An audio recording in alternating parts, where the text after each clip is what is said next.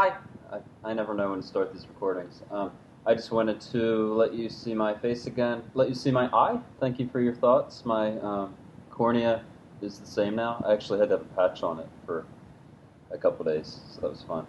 Um, anyway, I set this video to kill at 5 minutes because I always ramble and go too long. So there's some really quick things I wanted to talk to you about.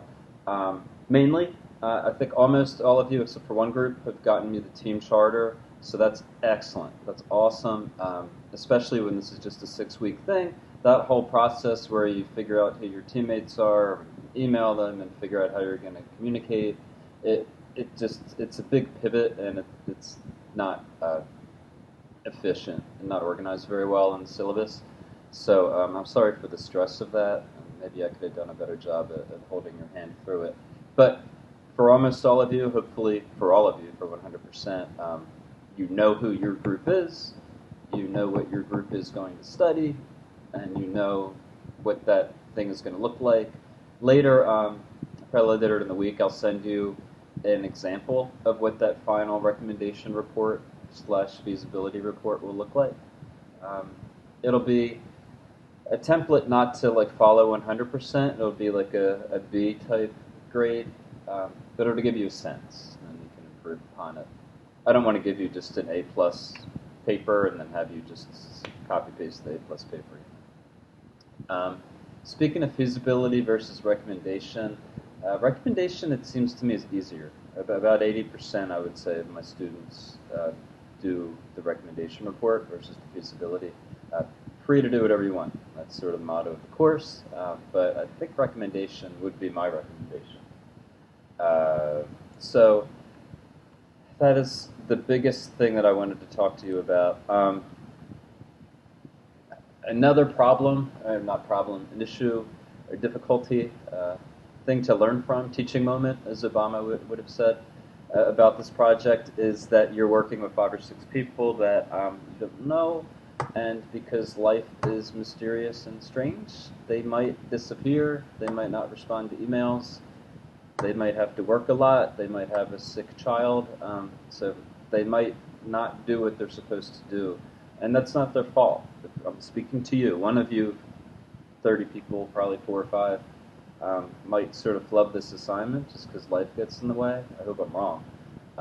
But I just want you to know I understand that might happen, and we can sort of work around it. Mainly, I don't want you, if you're like a type A person who wants everybody to be doing stuff, I don't want you to be like not sleeping at night because, James isn't proofreading what he said he would proofread or something. I mean, it's just, you're not a mom, you're not a babysitter if other people aren't doing their thing.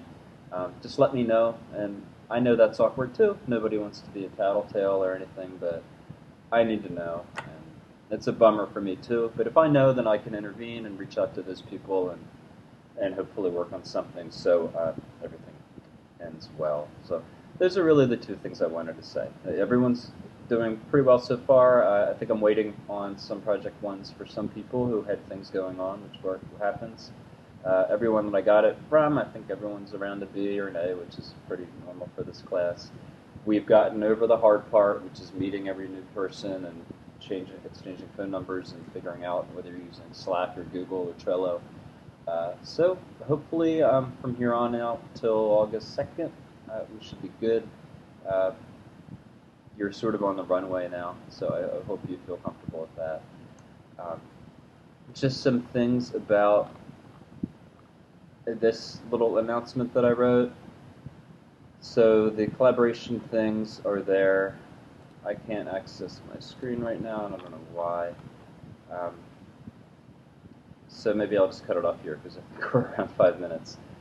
I'll be sending more things like this that are like tips and tiny little nuances that I want, like in this announcement that I can't get on my screen for some reason right now. There's something about the data that you use should be within 2 years, just because that's obvious, right?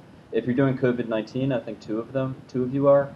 In that case, data should be like 2 weeks. I mean, just COVID stuff changes so fast. If you give me a COVID report from April, it's going to be meaningless.